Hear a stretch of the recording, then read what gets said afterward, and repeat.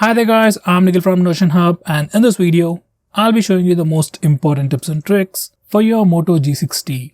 By the way, I'll also be making a dedicated video for the best features where I'll talk about all the features offered by this phone. So definitely check out that video as well, link will be in the description.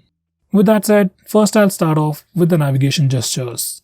Now this phone by default comes with a 3-button navigation bar, but we can change it to the navigation gestures. Once you enable it, you can swipe from the bottom of the screen to go home, swipe and hold for recent apps. To go back, you can swipe from the left side corner or the right corner to go back a step. To trigger Google Assistant, you can swipe from the bottom left corner or bottom right corner diagonally and it will trigger Google Assistant. Finally, we can also swipe left or right on the bottom bar to quickly switch between the recent applications. So these are the navigation gestures, they work really well and I would definitely recommend them over the regular 3-button navigation bar.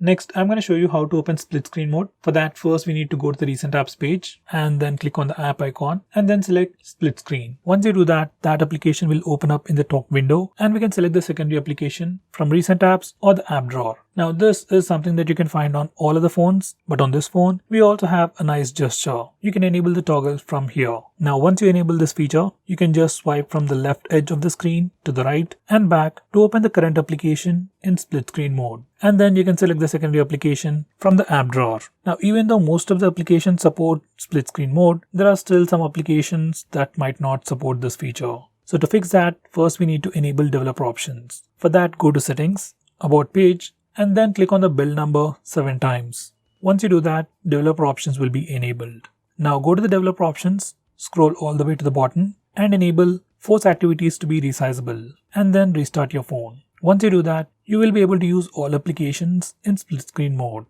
Next, I'm going to show you how to take screenshots. Now the default way is to use the buttons. Just long press the volume down button and the power button both at the same time to take a screenshot. On this phone, we also have the 3-finger screenshot gesture. So to use that, you just need to enable this toggle and once you're done, just touch and hold the screen with 3 fingers at the same time to take a screenshot. Once you get a screenshot, you'll see a preview and some extra options to edit the screenshot, share it, or even do a direct Google image search, which is a pretty cool feature. Next, we can also record the screen on this phone. You can do it directly from the notification toggles. If you long press the record toggle, you can also change the settings for this screen recording feature.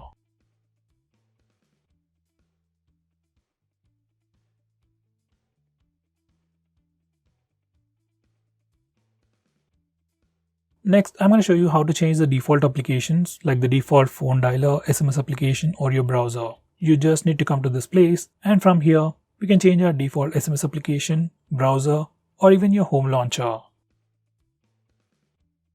Next, if you want to display the battery percentage on the status bar, you just need to enable this toggle. Once you're done, you can see the battery percentage on the status bar.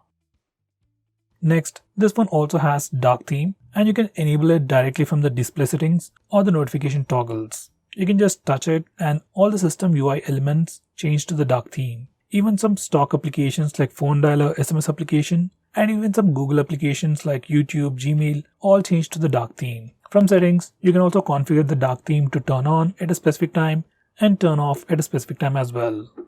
Next we have fast torch. Once you enable this feature, you can just do a chopping gesture to turn on the flash and do the chopping gesture again to turn off the flash. This is a pretty handy gesture. Next we have peak display. You can enable it directly from the display settings or the Moto app. And once you enable this feature, whenever your phone is locked, if you get a notification, you get to see it on the display. From here, you can have some brief information about your phone, like the time, battery percentage, all the notifications, and you can also interact with those notifications. Peak display is a pretty unique feature that you can find only on this phone, and I would definitely recommend you to try it out.